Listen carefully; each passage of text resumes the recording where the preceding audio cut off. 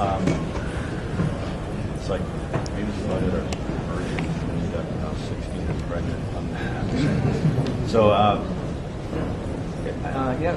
So like I was saying over here that we did this episode where they're flying drones, touring an army base, and they just think this is a video game. And so, and you know, they're firing, blowing stuff up, and I was waiting for the note. It was fine. So, but and also I think, you know, just animated shows are, you know, I think that whatever was, I don't know, upsetting people back in 92, 93, I think they're more, I don't know, desensitized or something now. So I think, yes, a little, I don't get as many scandals. Are you worried that's going to affect how the show's perceived and it's going to lose its edginess? Well, I don't know. I mean, to me, it wasn't really about being edgy ever, even though it came off that way. I think it came off that way more to people who didn't like it. But to me, it feels the same. Like it's got the same feel to it, and I mean, it's pretty primal, basic stuff. And I don't think it was really specific to its time when it came out anyway. So hopefully it'll still work. How is it marketing the music videos compared to now the reality TV shows? Boy, the reality TV shows are really fun to do. That's when I kind of really got really fired up about doing the first couple of Jersey Shores and 16 Pregnants. It's just good stuff. It's like pay dirt. Is the decision to move toward that stuff, you know, a personal choice, or is that more just emblematic of what MTV is at this point? Oh, well, yeah. I mean, they're watching MTV, and that's what it is now. So, but. Do they even notice it's changed, or is it just sort of like, where are the music videos, what's happening? I kind of keep them clueless about everything, like I always did. So that's the other reason I think it still works for me, is that they were clueless and not really, you know, not hip, not anything. That, I mean, when I first did it in '92, I remember people saying like, "Well, the T-shirts or television would be like Nirvana and, you know, Pearl Jam." Hey, it's 1993, you know. You know, so, and their hair wasn't hip or anything. So I don't know. They're just these weirdos. I think you can put them in any decade and they'll be just as clueless as they were when they started. Do you only draw from MTV shows, or are you expanding to YouTube and other places? We're doing the little YouTube and a UFC fights. I think those are the only two. We actually have them. Might do more of this where they're reviewing movies. Or we've started doing that. There's one of those. The preview showed Twilight, and I don't know. I saw 45 seconds of it. The show looks great. You saw which the? There was like the trailer, I guess. They were showing between the movies. They showed it looked awesome. Oh, yeah. So. Is there still a music video element to the show at all? Yeah, I mean, it's about half, a little less than half. It's I think it's slightly more shows, but yeah. Is it more like obscure type stuff? Because one of the great things about the old show is that actually introduced me to a lot of very weird bands that I don't think I would have found otherwise. Yeah, I think there's some fairly obscure, some like medium obscure stuff, and a few big ones, but. Actually, nowadays you have to clear everything with the artist, so it's kind of tends to be obscure also, just because like those are the people who. I mean, if you know a big artist is probably not going to be too happy with what they say, or they will. I mean, we have some. A lot of these people are really good sports, actually. In fact, even Kip Winger, who was the guy at the band Winger, the dorky kid wears his T-shirt. Like we cleared it with him. I actually had a correspondence with him. I'd always heard that he was upset by the show, but he was totally a good sport. Most people are. How excited are you making the show this time round compared to how you felt the first time round? I think I'm enjoying it more now. I was really stressed out. I mean, we did so many so fast, and I mean, I was living north of Dallas making these little homemade cartoons, and suddenly I was in New York with my own show. We had producers who had never done a show. No one knew it was just a train wreck. I don't know how it ever became a hit. I mean, we had good episodes, but we also had a lot of bad ones, and it was just. This time, it's we're doing it right, and I think it's. I don't know. A lot of people tell me they think it's better than the show was back then, which I kind of feel like it is too, actually. I'm a better filmmaker now too, I think. What's that? What made you want to make the show back originally? Well, I mean, I love doing it, and it started with MTV bringing it up, and I was wondering a little while, well, is it still? Do I really want to do this? Is it relevant? And then I started looking at this Jersey Shore and this kind of stuff, and thinking like, okay, well that works. That seems, at least to me. I mean, usually I make myself and my friends laugh. That usually works, and other people think it's funny too. You guys, one more question? Are you using computers at all in the animation? Yeah. Do you prefer that? I actually miss inked and painted cells, but you can't do it anymore, really. I mean, not on a large-scale show. The Simpsons and King of the Hill. King of the Hill, we kept it shot on film, hand inked and painted all the way to, I want to say, like 2002, maybe. And The Simpsons did too, because they do it digitally and it would just look crappy. And but now it's gotten way better, and now I actually really like the way the show looks now. But it's actually still hand drawn, and then it's scanned into computers and colored digitally.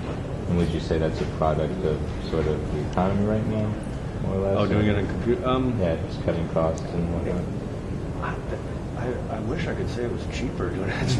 It's not cheaper and it's not faster. It drives me crazy. It's like, and there's things that I know for a fact, because it's us.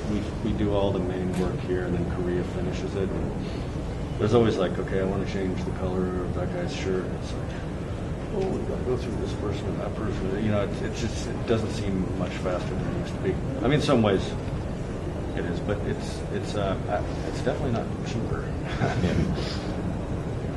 Okay, guys. Thanks very much. Thank you very much. Thank you.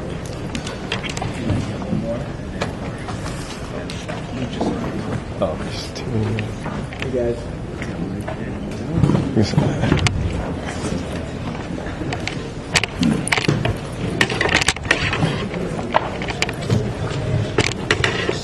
I'm going to ask you the first question. Where does this thought process going That's kind of the trend skits like in closing animation. time, It's all how it's like, where did you think of that?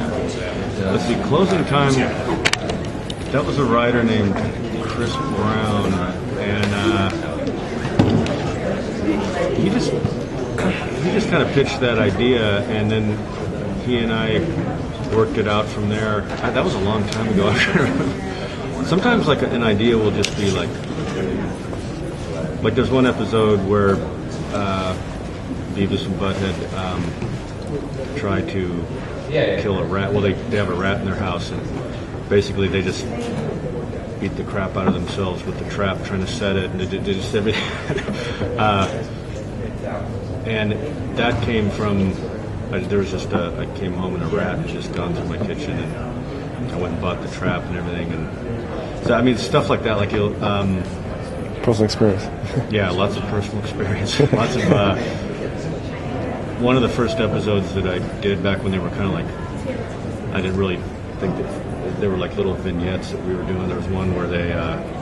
the Burger World thing started... Like, I worked at fast food places, but I worked at Jack in the Box and Whataburger, which is a Texas, New Mexico place. But I remember being like trying to ask a guy if the milkshake was actually made from ice cream and milk or if it was from a machine, and all he would do was tell me what flavors they had, and I just like I couldn't get him to answer the question, and so I stuff like that I would work into the show. A lot of my friends, like our favorite parts of the show was when the duo would critique videos, especially metal videos like Pantera and War.